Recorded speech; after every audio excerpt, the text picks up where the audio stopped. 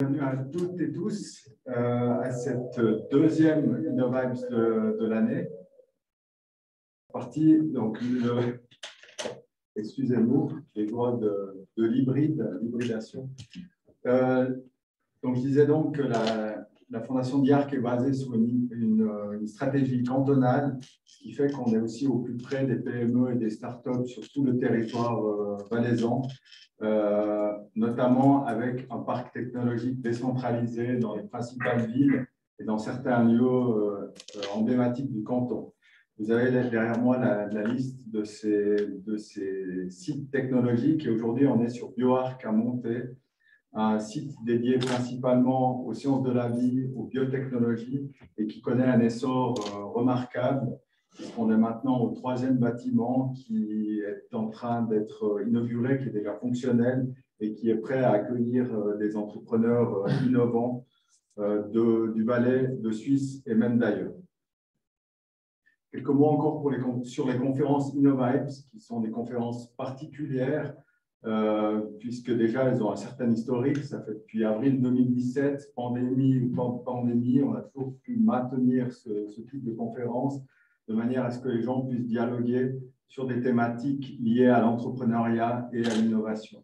Donc on va poursuivre tout ça. Vous voyez quelques statistiques aussi, ça commence à chiffrer, comme on dit. Et le but, c'est vraiment que les gens puissent échanger, que ce soit en ligne ou en présentiel, et également découvrir des sites comme aujourd'hui ici sur BioArc Monté. On a un programme déjà défini sur l'année avec les 2 prochaines dates que je vous mets ici. Donc la prochaine, juste avant l'été, sur le campus Énergie-Police de Sion et à la rentrée après l'été sur le PhytoArc de Comté. À chaque fois, on va maintenir une version en ligne qui a l'air de beaucoup plaire puisqu'il y a plus de monde en ligne que dans la salle aujourd'hui et des gens de toute la Suisse romande, voire même au-delà. Donc, c'est pour une satisfaction pour nous de voir que ce type d'événement arrive à mobiliser au-delà des frontières valaisannes. Et pour rappel, les InnoVibes, ce sont vos événements, c'est vous qui pouvez influencer sur les thématiques, sur les orateurs. Pour cela, il vous suffit d'aller sur le site des conférences innovibes.ch et de mettre des petites étoiles sur les sujets qui vous intéressent, sur les orateurs qui vous intéressent. Et vous pouvez également proposer des nouveaux orateurs. Le vote est ouvert toute l'année. Et en parlant de vote, donc la thématique de la vente, de la distribution, de tout ce qui est B2B, a toujours été au sommet du classement depuis le début de l'année.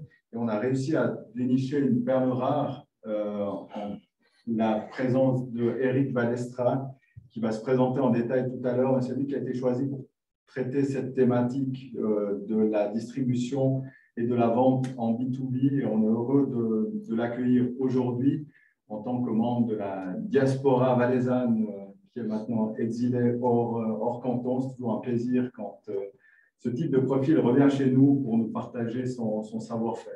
Donc, je vais lui passer la parole dans quelques secondes. Juste avant ça, vous qui êtes en ligne, n'hésitez pas à poser vos questions directement sur le chat de Zoom. Et je donnerai également la parole à la salle pour les questions en fin de présentation. Et donc, j'ai le plaisir d'accueillir Eric, de lui passer la zapette et de vous retrouver tout à l'heure pour les questions-réponses. Merci beaucoup. Merci beaucoup, Cédric. Voilà, faire le rare, ça met un peu la pression, mais tout va bien, tout va bien. Bonjour officiellement aux gens que j'ai le plaisir de voir en présentiel ici au BioArc. Bonjour à tous. Et bonjour à vous tous qui êtes connectés. Probablement bon appétit, parce que j'ai vu qu'aussi ça s'alliait bien avec l'heure du repas de midi. Lorsque j'ai été invité il y a à peu près 2 mois, parler si c'est possible, je partage mon expérience avec vous. On va utiliser le mot un peu conseil, donner des conseils. Je ne sais pas si conseil, ça fait un petit peu professoral, ça fait peut-être un petit peu lourd. Donc, je préfère dire qu'on va partager, je vais partager avec vous des expériences professionnelles, surtout les expériences avec les distributeurs, puisqu'on parle de business to business. Avec la chance d'avoir pu travailler géographiquement en Asie du Sud-Est, sur le Moyen-Orient, en Amérique latine et en Europe, donc dans des concepts B2B, ça c'est pour la géographie, je viendrai après sur quelques sociétés avec lesquelles j'ai travaillé avant. dans le passé. Et l'autre aussi, la chance d'avoir pu travailler avec différentes industries, avec les ingrédients pour l'agroalimentaire, avec des systèmes technologiques de lavage de main. Et en ce moment, j'y viendrai aussi avec la logistique pour les banques du sang. Donc, ce qui a fait, c'est que pour des années, ça m'a permis d'amasser un certain bagage. Au début, on tombe dans des pièges, on se fait avoir ici et là. Et puis, en avançant, j'ai eu l'occasion de prendre un peu de la bouteille, on dira. Voilà. Pour mettre dans le contexte, donc, quand je parlerai de PeopleFlow, vous le verrez après, c'est une société qui était une start-up qui ne l'est plus, fondée par Christophe Bourg. Beaucoup vous connaissent. J'ai eu la chance d'être employee number one chez lui. On aura un exemple après. Quand je parlerai de Smixin, on parle d'une société basée à Vienne qui a des systèmes écologiques lavage de main, des systèmes connectés. On verra aussi. Obipectin, si j'en parle, ça c'est le contexte, l'industrie agroalimentaire, les ingrédients pour l'industrie agroalimentaire. Octa Pharma, c'est une société plus grande. Et à droite, vous voyez le chiffre d'affaires que j'avais durant mon emploi. Ce n'est pas le chiffre d'affaires actuel, c'était au moment où je travaillais avec eux pour vous donner un petit peu de contexte de quelle taille de société on parle. En ce moment, donc, je travaille pour Piologide. Je suis responsable pour la région DACH, donc Autriche, Suisse et Allemagne, pour le développement des affaires de la société. Je viendrai aussi après dans un exemple concret, je vous expliquerai quelques secondes ce qu'on fait. Last but not least, voilà, mon petit projet privé, qui est aussi du B2B, entre autres, je mettrai aussi dans un des exemples. Voilà, on va aborder 5 points, où j'ai structuré en 5 points différents. Un, connais-toi toi-même, vous allez voir de quoi il s'agit. B2C, B2B, ou les deux, à voir. Stratégie commerciale, alors là, la grande question, est-ce qu'on est en direct, est-ce qu'on a des distributeurs, est-ce qu'on fait les deux? Donc là aussi, j'aurai l'occasion de partager mon expérience concrète. Expansion géographique, la grande question, est-ce qu'on va partout parce qu'on a des plantations de tous les pays du monde qui veulent absolument nos produits? Est-ce qu'on se concentre sur la Suisse, l'Europe? Des questions aussi importantes quand on est au début d'un stade de développement. Ça peut être aussi l'argent un peu fort. Ensuite, un point qui me paraît très intéressant, c'est les accords de distribution. Quand voilà, on a peut-être un distributeur à l'étranger qui a notre produit qui dit ah, c'est super, je vais être votre distributeur, etc. Évidemment, et puis on prend tout ce qu'il y a, c'est un peu mon expérience. Il faut quand même faire attention ensuite au terme et à ce qu'on met dans le contrat, et j'y viendrai aussi. Et puis ensuite, on aura un petit point final. Connais-toi toi-même. Alors, ça va vous paraître un peu bizarre, mais je vais vous donner un exemple dans une société où j'ai travaillé, où on couvrait plusieurs besoins. Alors, je sais que parmi vous, il y a des gens qui sont du cosmétique jusqu'au service IT, à l'engineering ou au développement de biotech. C'est possible que dans certains cas, évidemment, vous savez exactement quels besoins vous adressez, mais ça me paraissait intéressant ici de citer un exemple, et ceci dans un cas B2B. Chez Smixin, donc la société qui fabrique des lavages de mains écologiques où le savon est intégré avec le robinet et on économise 90% d'eau, un de nos premiers clients phares, c'était les Jungfraubahnen à Interlaken West. Donc, pour ceux qui connaissent, c'est de loin les chemins de fer privés qui ont le plus de passagers en Suisse, très profitables, sauf les 2 dernières années. Et voilà, ça, c'est leur toilette avant que le système Smixin soit installé. Ça, c'est après. Et nous, le grand credo, c'était l'économie d'eau. En fait, les masses de gens qu'ils avaient, hein, il y a les bus qui arrivent, les trains qui arrivent, les gens, enfin, que dans les toilettes, vous imaginez, il y a un débit vraiment phénoménal. On s'est dit, waouh, Frau Barlen, vous avez économisé de l'eau, vous communiquez, vous êtes écologique, on avait calculé, on avait fait des calculs avant, après, je vous passe les détails. C'était l'économie d'eau, c'est le bon truc. On a fait un press release qu'ils ont accepté. On voit ici 650 000 litres d'eau économisée. Puis quelques temps après, quand je revenais à le voir, c'était un acteur important, surtout une carte de visite très importante. Quand j'ai parlé avec les gens qui s'occupaient de la maintenance, la chose la plus importante pour nous, c'est qu'il y a beaucoup moins d'eau par terre parce que ça ne fait pas. En fait, parfait, l'économie d'eau, je ne veux pas dire que ça ne les intéressait pas, mais l'argument qui avait fait mouche, c'était on a besoin de nettoyer. Donc, pour moi, c'était intéressant d'avoir cet exemple où on se dit, ouais, on part sur cet argument, et en fait, c'était un argument complètement différent. Ce qui a ensuite fait qu'on est parti sur un segment Facility Management, on parlait aux ISS et autres de ce monde pour voir s'il y avait des possibilités de ce côté-là. Voilà. Point suivant, B2C, B2B, les deux. Sur la photo, un des deux, c'est moi, je ne sais pas si vous reconnaissez, peut-être. En 2006, il y a quelque chose qui a été lancé qui s'appelle le Voice over IP. Peut-être quelques-uns d'entre vous n'étaient encore pas nés, je précise ce que c'est, hein, c'était la téléphonie par Internet. Il y avait quelque chose qui s'appelait Skype Out. Peut-être se rappelleront un petit peu comment ça fonctionnait. Hein, on pouvait appeler à des prix très bon marché du réseau fixe et le réseau mobile dans le monde entier.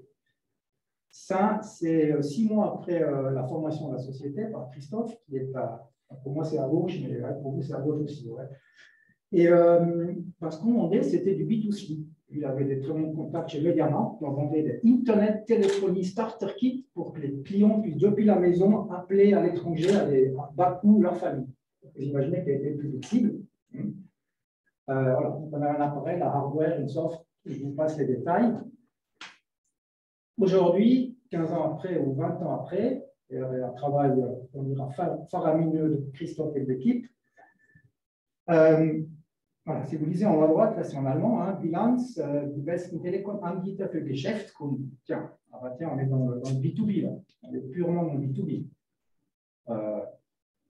Puis il faut numéro 1, dans profond, il y a des petites sociétés comme Sunrise, comme UPC, c'est le ranking bilan annuel. Hein. Qu'est-ce qui s'est passé? C'est qu'une société B2C, déjà en ce moment, en 2008, je me souviens, on avait fait un petit contrat de partenariat avec un installateur technique qui installait des services ISDN de Swisscom. Ça nous parle, mais ça n'existe plus. Il y a des sourires dans la salle, là. Et l'idée, c'est, voilà, donc j'y reviendrai plus tard. Donc là, le message, c'est on peut commencer avec du B2C et dépend des produits qu'on a. Encore une fois, je sais qu'il y a des gens qui nous regardent qui produisent des appareils d'analyse pour le labo, donc ça, on n'a pas vraiment besoin à la maison, mais pour d'autres produits, peut-être que. Donc, un exemple pour moi intéressant. Ensuite, rapidement, on peut faire du online, qui est du B2C, on peut faire du B2B en ayant des distributeurs, ça c'est pour le bâton au fournisseur, la société Morestel. Voilà, Provin, Grenette, c'est mes clients. Pour moi, c'est du B2B parce que, évidemment, les prix sont différents, les marges sont différentes. Je les en bloc et eux, ils font la distribution. Donc l'un n'empêche pas l'autre, suivant l'activité où vous êtes. Ensuite, une question vraiment cruciale. Hein, quand on commence, on a le produit, on peut commencer à le mettre sur le marché, on a fait sa segmentation, il y a 2-3 sociétés qui sont intéressées, on a peut-être fait des salons. Voilà, on a évidemment plusieurs possibilités. En haut à gauche, je mets un agent. Donc, l'agent, lui, il agit, comme vous le savez, au nom de votre société. Ça fait une commission. Donc, vous vous occupez de tout le reste, la logistique, les envois. C'est important parce qu'un contrat d'agent, c'est évidemment pas la même chose qu'un contrat de distributeur qui, lui, agit en son propre nom, qui achète la marchandise et qui la vend. Une petite définition qui est importante. En haut à droite, distribution physique, il peut y avoir des cas, on avait des cas chez Octa au Costa Rica, on a eu pour un tender, un appel d'offres gouvernemental d'avoir un logisticien, on l'appelle aussi un distributeur parce qu'il fait la logistique, mais il fait un autre qui ne fait pas du marketing, donc aussi à définir. Et on va à gauche, co-marketing partenariat, une autre possibilité. On va se concentrer, comme je l'ai dit, sur le distributeur qui va aussi investir dans le marketing et la commercialisation.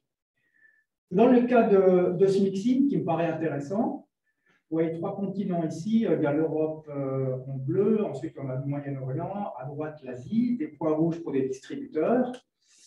Voilà, énormément d'endroits, des intérêts avec les distributeurs, pas beaucoup de ventes. A posteriori, c'est toujours plus facile de dire, évidemment, si on a l'intérêt dans un pays, on va, on envoie les gens, mais tout ça a un coût. Là, je mets les personnes. On avait choisi une stratégie duale. Évidemment, il fallait une équipe de vente et commerciale basée en Suisse.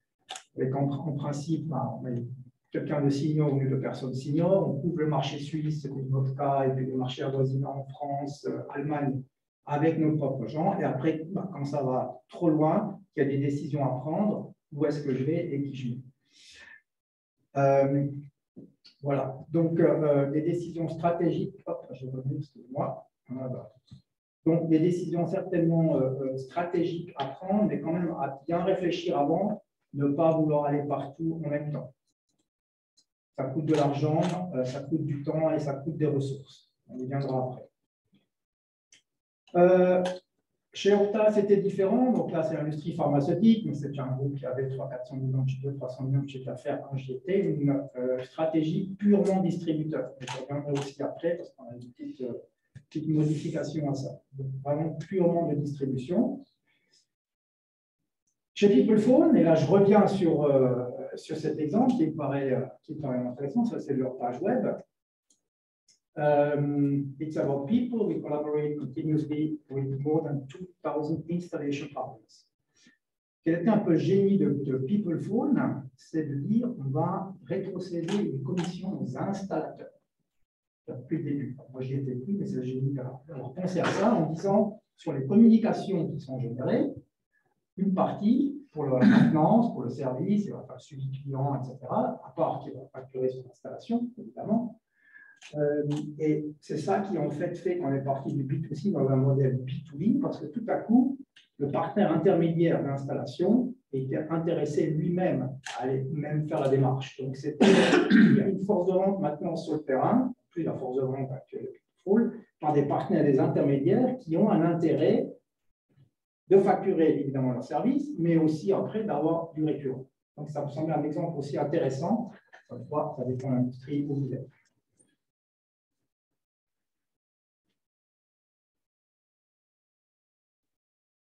Ici, un autre cas, et là, je parle de mon employeur actuel, donc la société Biologidé, qui est une société française basée en Normandie.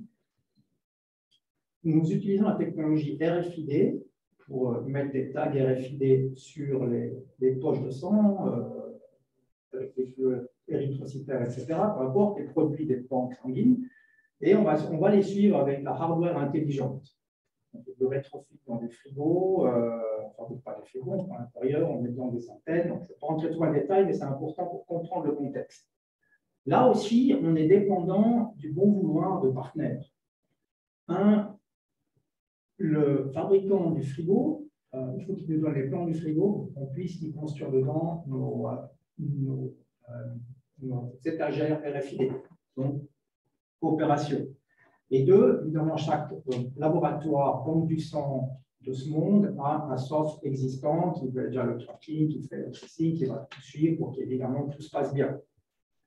Nous, on doit se connecter avec ces gens. On doit avoir des interfaces. Et pour les informaticiens qui nous regardent, c'est qu'ils adorent faire des interfaces avec des sociétés externes qui ne connaissent pas, etc. C'est leur hobby. Ce n'est pas le cas. C'est compliqué. Donc, de l'autre côté, on est maintenant au point d'une société IT qui a donc accès sur le marché, on ne l'a pas encore, en tout cas dans la région, je travaille dessus, c'est de faire même un partenariat en disant si tu nous amènes un client, si tu nous recommandes chez un de tes clients, nous, on va aussi pouvoir te rétrocéder quelque chose. Et en deuxième, et ça s'applique aussi pour les frigos, j'essaie de les convaincre en disant tu peux amener une valeur ajoutée. Il y a des frigos pour les banques du sang, ce n'est pas une commodité, mais il y en a quand même pas mal sur le marché. Si en même temps, tu peux venir peut-être pour le prochain appel d'offres ou chez ton prochain client potentiel en disant « moi j'ai encore une option à vous offrir, une option RFID, de biologue, etc. » Donc, c'est des discussions qu'on a. Ici, le message, c'est pensez, vous n'êtes pas toujours tout seul dans votre environnement. Il y a des sociétés autour de vous qui gravitent dans les mêmes marchés. Et peut-être que d'une façon ou d'une autre, vous pouvez trouver des accords de partenariat et s'aider les uns les autres. Ce n'est pas toujours possible, mais on y travaille dessus.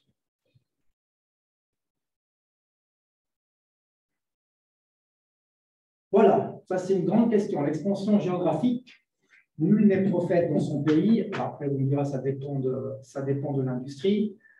Moi, je dis, soyez d'abord prophète dans votre pays, si c'est possible, dans les pays environnants. Encore une fois, je sais que ça dépend dans quelle industrie vous êtes. Je reviens sur ma slide de Smixin. Ressources, SAV, c'est pour services après-vente. Pour ceux qui sont dans des produits technologiques, comme pas mal de vous qui nous écoutent, n'oublions pas que c'est bien de vendre une machine, de la mettre en place, mais après, il faut le service derrière. Et souvent, on sous-estime ce que ça coûte en temps, en ressources, en soft, en voyage, aller sur place, etc. etc. En plus, il faut retrouver les bonnes personnes, hein, ce qui n'est pas évident. Et là, ben, si on avait l'installation dans une école à Dubaï, évidemment, c'était le press release, super, l'école internationale, ils se mettent écologique et tout, ben, le serviceman, il venait bien, puis il allait à Dubaï pour réparer le truc. Il allait à Singapour. Alors après, on a formé des gens sur place, des choses en français. Voilà, donc c'est, je dirais, attention, pensez bien aux conséquences d'une expansion. Ce qu'on peut faire, et là, je fais une petite... bien l'esprit. On peut évidemment, si on a un distributeur, faire un accord comme quoi c'est lui qui s'occupe des services, qui sera formé, etc. Entre ce qu'il dit et ce qu'il fait, il y a autre chose. Mais c'est pour moi un point vraiment très, très important. Et je m'y résistais aux tentations. Encore une fois, on est au début, voilà, il n'y a pas de vente, hein, peut-être une vente, un prototype, deux, trois choses qui ont été placées. Essayer de peser le pour et le contre. Et pas, je dirais, tout prendre qui vient, même si, encore une fois, je l'ai vu moi-même, bah, un client potentiel qui appelle, on est content de le prendre.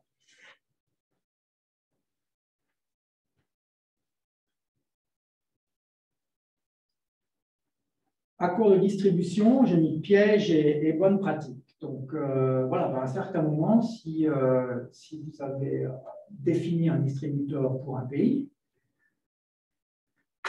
vous allez faire un contrat. Moi, je conseille de ne pas le faire au début. Je reviens là-dessus. Je conseille de ne pas le faire au début. Moi, je dis toujours de dire, ben, d'abord, tu me montres ce que tu sais faire. Prends ma parole, on ne va pas donner contrat à d'autres, on ne va pas livrer à d'autres gens ton pays ou ton segment. D'abord, tu montres ce que tu sais faire. Ça veut dire, tu achètes et tu vends.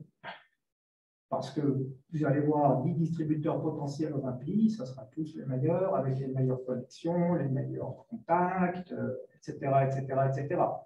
Ensuite, c'est les faits qui doivent parler. Donc, moi, ce que j'ai essayé, et surtout dans le pharma, j'ai pas mal de contrats là, c'est des faites-nous confiance. On fait 6-12 mois open, vous achetez, vous mettez la lettre de crédit, vous pouvez en avancer évidemment, on envoie un marchandise, puis après, il n'y a pas de raison qu'on ne travaille pas avec vous si ça se passe bien. C'est aussi un gros effort, ça demande beaucoup de ressources de manager et d'administrer ce genre de relations.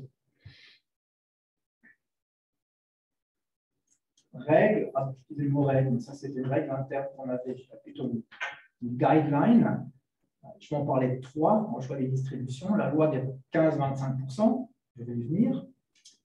Un principe que moi j'avais mis en place, c'était un pays, un contrat. Je vais vous expliquer de quoi il s'agit. Et puis ensuite, aussi quelque chose qui est intéressant et qu'on peut mettre en place relativement rapidement quand on est en croissance, c'est d'avoir les yeux et les oreilles sur le terrain.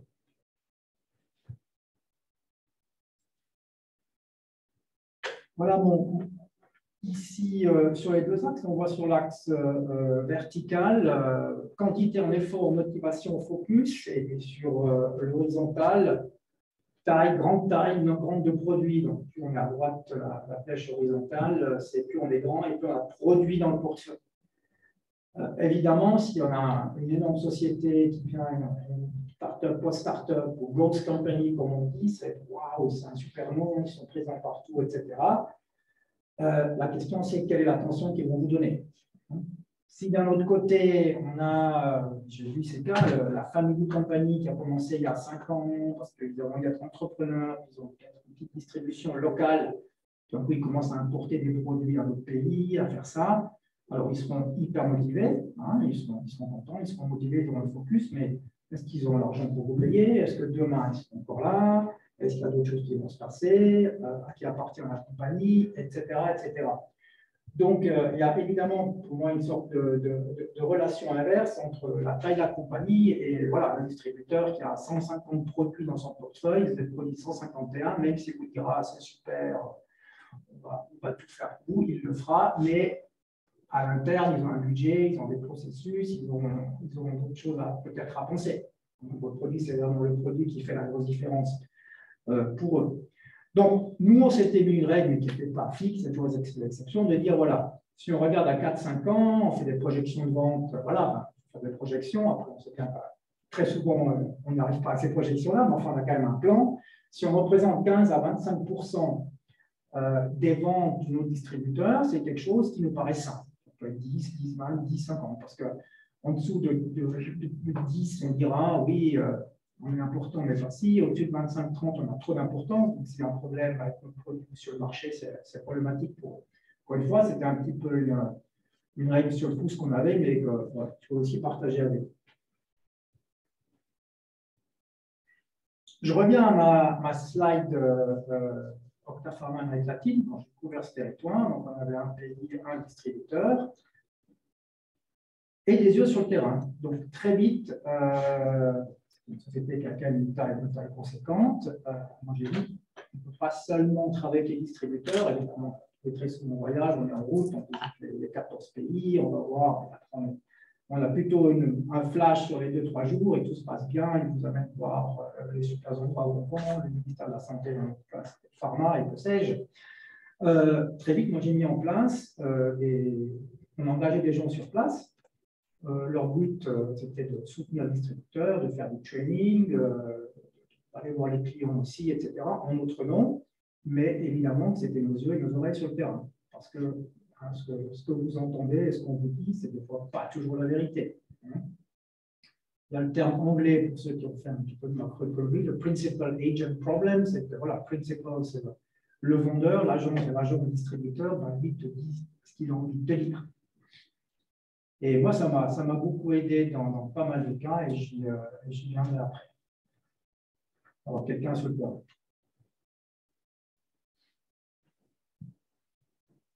Je ne vois pas bien. Voilà, les oiseaux sur le terrain, on y est, parfait. Le mot de la fin. Alors ça, c'est aussi une question qui me paraît très intéressante. C'est la question de la distribution exclusive.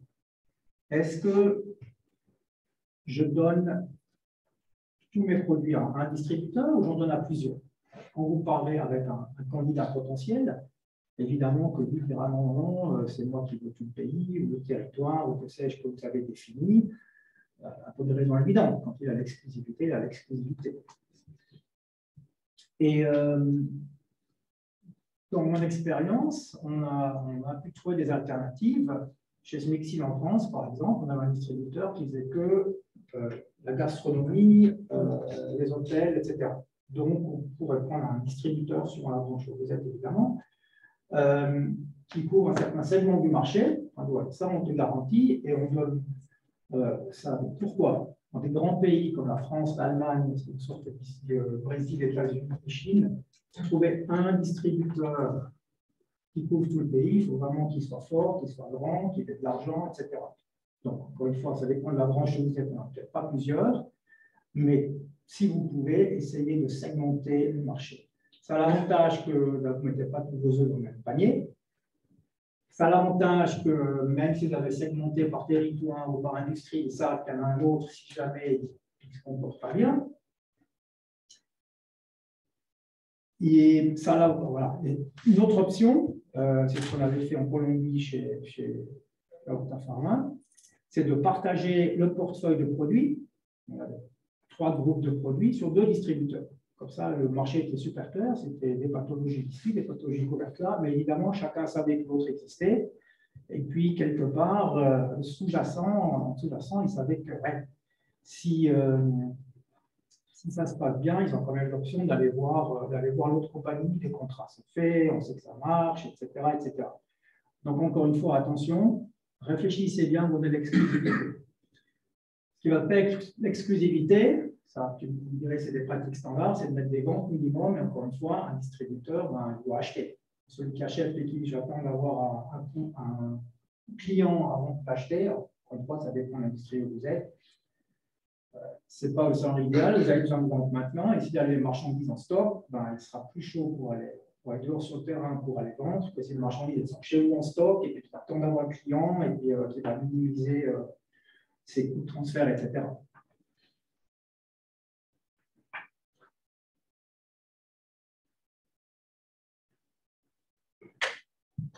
Ensuite, on vient de finir l'époque de Pâques. Je vais parler de Saint Thomas. Ceux qui ne se rappellent plus de Saint Jean, verset 20-25, j'ai mis en jaune un peu les points principaux. Donc, si je le vois, je ne croirai point. Ça, c'est un peu moins. Si moi, je vois ce que je crois. Et les distributeurs, typiquement, et je me suis mis un petit peu en bas, les prix de la concurrence.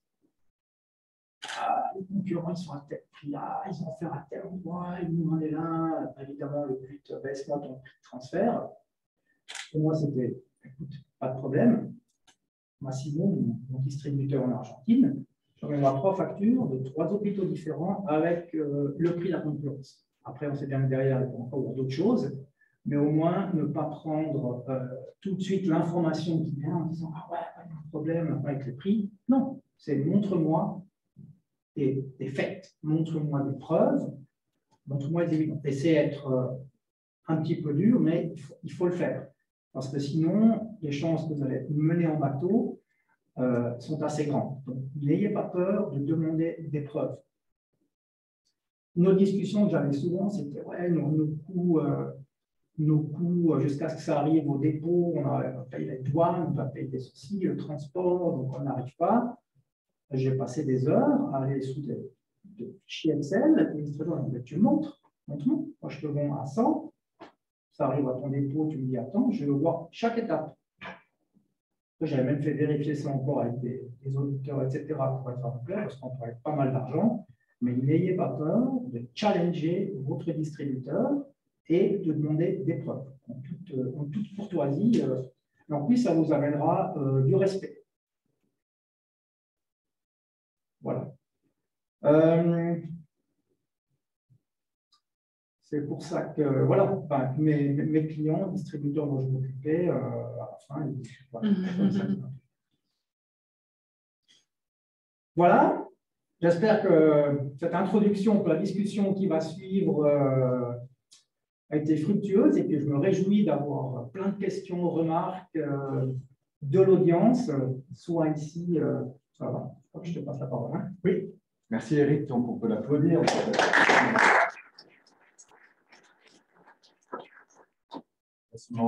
Ah, c'est juste. Voilà. Donc, il y a quelques questions en ligne. Je commence peut-être par celle-là, si vous êtes d'accord dans la salle. Oui, tout le monde est d'accord, parfait. La première, c'est savoir est-ce qu'il y a une différence d'approche selon la taille de l'entreprise par rapport à la stratégie de distribution. Visiblement, la question fait référence à une différence entre une start-up et une PME peut-être un peu plus grande. Est-ce qu'il y a de grandes différences à ce niveau-là? Oui, ben, première réponse, c'est voilà, est-ce que cette PME elle a déjà des clients potentiels en Suisse hein, s'ils sont en Suisse ou on dira, je ne sais pas, le sud de l'Allemagne, l'est de la France, le nord de l'Italie, on peut peut-être le faire soi-même. Donc, essayons de faire soi-même ce qu'il y a autour. Sinon, évidemment, la taille de l'entreprise, il faut que vous soyez attractif pour l'autre compagnie qui va faire ses calculs. Maintenant, là, je fais une anecdote aussi. On a aussi vu que dans les startups où j'ai travaillé, on a des gens qui aiment ce qu'on fait. Il y aura ces champions et ils vont passer partout, ils vont avoir tous les problèmes possibles, techniques qui ne marchent pas, ils vont s'y mettre parce qu'ils croient à fond dans votre produit. Donc, ça, c'est les gens qu'il faut chérir. Peut-être que ça sera vos distributeurs. Maintenant, oui, je reviens à la question. Évidemment que ça a à voir avec la taille. Et je reviens peut-être aux 15-25% d'avant. Qu'est-ce que vous pouvez représenter potentiellement pour ce distributeur? Si vous êtes trop petit, vous n'aurez pas l'attention. Si vous présentez trop, si c'est un family business qui vient d'être créé, voilà. Maintenant, je suis content de parler aussi spécifiquement à cette question-là, parce que c'est une question un petit peu générique pour répondre. Hein, mais, bonne question. Je suis aussi ouvert, si je le dis maintenant, parce qu'on en parle pour d'autres. Si vous voulez offline, comme on dit, ou dans une discussion séparée, vous pouvez partager quelques idées sans autre. Très bien, merci beaucoup. Je prends encore une question en ligne, tant que la salle réfléchisse à vos questions. On parle ici visiblement de recrutement. Donc, c'est quoi finalement le bon profil, à part Saint-Éric, ça on a bien compris, et le bon profil à engager pour préparer une stratégie de distribution spécifiquement B2B? Ouais, ça, c'est une question absolument, absolument cruciale. Et là, je dirais il faut prendre quelqu'un, arriver à trouver quelqu'un qui a quand même de la bouteille et qui a de l'expérience. Ce n'est pas facile, évidemment, il y a une question de coût, il y a une question de trouver ces gens, mais si possible, nous avoir une personne vraiment senior dans l'organisation qui a déjà passé par ces expériences, autant que possible. Il y a une option, c'est de prendre cette personne en consultant, mais bon, consultant, après, il y a toujours d'autres choses à faire, mais on peut peut-être pour commencer avec un mandat très défini. Je sais qu'il y a aussi, je crois, des aides de la Confédération, je peux mentionner SGE ou d'autres qui vont trouver des consultants qui vont aider à trouver les bons distributeurs. Donc, c'est peut-être une option, et je vais aussi utiliser dans notre société, je n'ai pas mentionné ici, d'utiliser les outils que nous donne le SECO et d'autres. Maintenant, eux, ils ne vont pas faire la distribution, ils vont juste vous aiguiller vers des gens qui vont savoir à qui parler dans le marché. Et ça peut peut-être mitiger un petit peu ça. Mais si possible, une personne qui a une seniorité et qui a travaillé aussi à l'international dans le genre de cette. Du coup, il n'y a pas d'école de distribution. Alors ça, c'est une bonne question. Non, je crois que, voilà, pour ça que j'ai dit, je vais pas faire une présentation ex-cathédrale d'un livre de management. C'est vraiment tellement spécifique à la branche. Donc, encore une fois, voilà, si je peux amener de la valeur à l'un ou l'autre, ou l'une des sociétés qui sont en train de nous écouter volontiers dans une discussion séparée pour dans les cas spécifiques. Il y a une question dans la salle ici à monter. Oui. Je voulais juste savoir, le cool, ça fait longtemps que vous l'avez créé? Je l'ai créé en 2018. Et est-ce que quand vous l'avez créé, vous êtes concentré sur Internet ou sur les revendeurs? Vous avez fait les deux en même temps? Et pourquoi vous avez choisi cette stratégie? Alors, bonne question. Alors, j'ai commencé d'abord à mettre en place tout l'Internet, le webshop, etc. Mais maintenant, on sait tous d'avoir un webshop et un site, ça ne veut pas dire que les gens vont dessus. Ça, c'est deux choses différentes. On a passé ces temps-là. En fait, ma première stratégie, c'était de positionner, je vais être là très clair, et en fait, c'est un petit peu du Sony B2B pour des cadeaux de Noël d'entreprise. C'est là que j'ai les premières ventes qui sont parties. Et puis après ça, j'ai des ventes en ligne qui ont suivi parce que les gens ont vu ça, ils ont dit c'est sympa. Et puis, je dirais après une année, j'ai réfléchi plus loin, j'ai dit ouais, je pourrais aller dans le tail, je pourrais essayer de passer par là, et puis ça a marché. Ce n'était pas tout de suite la stratégie. Okay. Merci. Merci. Une autre question dans la salle? Patientant, il y en a encore. Donc, pour les gens en ligne, n'hésitez pas encore à poser vos questions. Tant qu'on est là, on y répond, ou presque. Question par rapport à la culture de la distribution. On peut dire ça comme ça, en fonction des pays. Est-ce que ça varie en fonction des pays? Et si oui, est-ce qu'il y a des petits trucs aussi pour gérer ces différences culturelles dans l'approche de la vente et de la distribution? Alors, il y a la culture, c'est une chose. J'aimerais juste faire une parenthèse. Je reviens, c'est un point que je n'ai pas couvert, mais j'avais ici en tête. Juste un point culture, je dirais, du point de vue légal. Ça peut avoir être la culture. Il y a des pays où si vous faites un enregistrement de produit, donc on prend un produit scientifique, un produit pharmaceutique, ça peut être un produit technique aussi, qui peut enregistrer auprès des autorités. Il faut faire extrêmement attention. Ce n'est pas la culture, mais c'est spécifique au pays. Il y a la culture après. De savoir exactement à qui appartient l'AMM, pour ceux qui sont dans le pharma, l'autorisation de mise sur le marché, soit pour le pharma, pour le biopharma, ou bien pour le medtech ou d'autres. Parce qu'il y a des pays où on s'est retrouvé avec le distributeur qui disait « Ah, c'est bon, dans l'enregistrement, on peut vendre ». Il lui a montré le papier, puisqu'il y avait dessus, c'était son nom. Il dit « c'est toi ». Il y a des pays où c'est la loi qui est comme ça, mais c'est mieux de savoir avant qu'après. Donc là, il faut être… Vous mettez 500 balles à un avocat local pour avoir la réponse. Il y a des pays où les deux sont possibles. Le distributeur, si on ne lui pose pas la question, il ne va pas se gêner de le mettre à son nom. Il y a un problème au Koweït. Pendant 10 ans après, le distributeur ne voulait pas lâcher la distribution parce qu'il avait l'accord. Et puis, allez, au tribunal horrible, on n'est pas vraiment envie. Donc, c'est quelque chose qu'il faut faire attention. Ce n'est pas culturel, mais c'est relié au pays. Ensuite,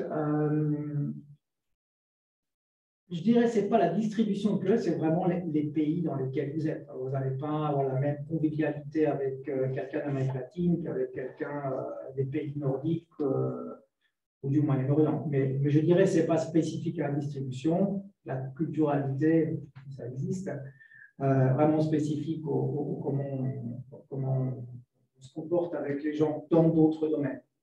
Tout ça. Merci. Il y aurait encore une question dans la salle, oui.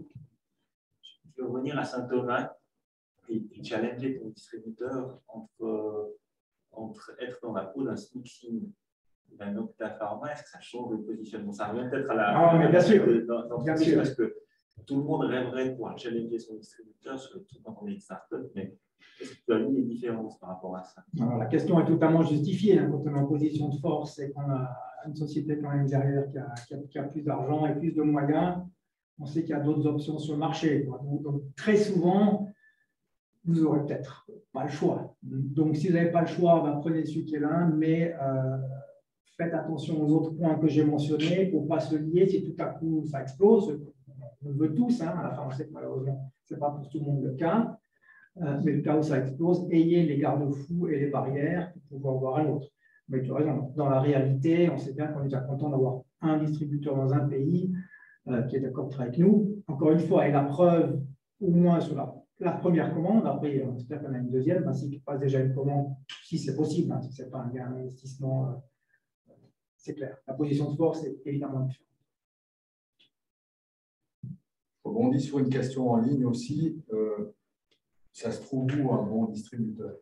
Est-ce que Google est notre meilleur ami ou est-ce qu'il y a d'autres solutions? Ça, c'est une très bonne question. Ouais, je reviens aux outils, il y a d'autres personnes ici qui sont encore mieux informées de ça, mais aux outils, je crois que nous offre le SECO, qui est de l'aide à l'expansion internationale des sociétés suisses. Donc, ils ont un chapter Amérique latine, Asie, États-Unis, etc. Je crois que c'est SG. -e.com, c'est ça? Ouais, HDE, Swiss General Enterprise. Ouais. Donc, eux, comment ça se passe? Eux, ils ont sélectionnent des consultants dans les pays, des gens, pour parler du principe, ce sera des gens sérieux, qui vont, eux, faire le job, on va demander quelque chose pour ça, de trouver 1 ou 2 ou 3 ou 5 ou 10 distributeurs. Et ça, quand on est au début et qu'on veut vraiment se concentrer sur un pays ou l'autre, ça peut être intéressant. Maintenant, il y a Google aussi. Si on sait quels sont nos concurrents, il va déjà voir les concurrents chez qui ils sont. Parce que le distributeur, il n'est peut-être pas content de ses concurrents, c'est toujours un petit peu tranchant. Donc, moi, je dis utilisez vraiment les outils qui sont à disposition pour peut-être commencer comme ça. Il n'y a pas de guide du bon distributeur. Très bien, merci. Et je profite de l'occasion de dire qu'effectivement, en Valais aussi, on a les entrées pour SGE, et notamment à M. Balestra qui vous accueille volontiers à la promotion économique Valais pour ce genre de demande. Donc voilà, toute ressemblance avec des personnages existants est purement fortuite. Voilà, en ligne, il n'y a plus de questions. Est-ce que dans la salle, il y aurait encore des interventions? Si ce n'est pas le cas, je vais déjà remercier encore une fois Eric pour son déplacement depuis l'autre bout de la Suisse jusqu'en Valais. C'est bien, c'est toujours appréciable. Plaisir. Et je vais prendre congé aussi de vous, chères auditrices et auditeurs en ligne, en vous donnant rendez-vous au mois de juin pour la prochaine InnoVibes qui aura lieu au campus Énergie-Polis. Vous pourrez découvrir les nouveaux locaux proches de la gare de la Fondation d'IARC et de son bras opérationnel CIMARC. Donc, ce sera avec plaisir qu'on vous accueillera en ces locaux. Voilà, je vous souhaite une bonne suite de journée, un bon week-end et au plaisir de vous revoir.